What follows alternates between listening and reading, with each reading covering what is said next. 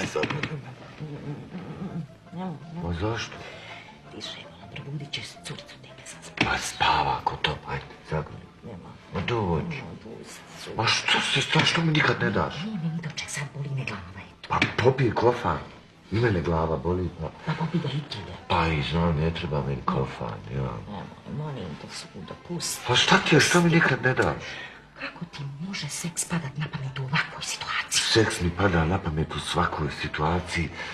Pa slušaj, pa to piše u jednoj knjizi, znaš kako lijep pričat ti je čim završio. Pusti, molim. Pa eto, pusti. Šta se? Ne se ljuti, molim. Pa znaš da mi nije lijepo kad sam naskiran. Pa ja kad sam nasekiran nikad ti ne odgurujem od sebe. Eto, ti mene malo pridiraš, a ja sve mislim na sinu kako nas iznamljuju. Pa ti ne misliš na koga drugog? Pa da, kad je šta ti? Pa normalno da misliš na nekog drugog kad mi nikad ne daš. Sve pri sebi, čovječe, šta pričaš? Ja se moram samo zadovoljavati ko kakav pubertetlija. Ej, u ovim godinama. Pa nije valjda dotle došlo. Čudo je li dotle došlo, nego dokle? O, jedna majka. Jadna. Pa kako to radiš, a? Kako to radim? Ustanem iz kreveta. Ja?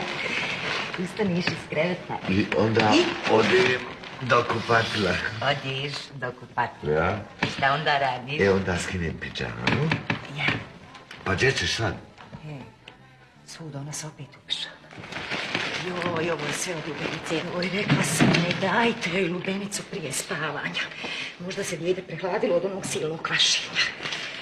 Sudo, gdje ćeš ti sad u ova doba? Idem u kupatilo. I, nemoj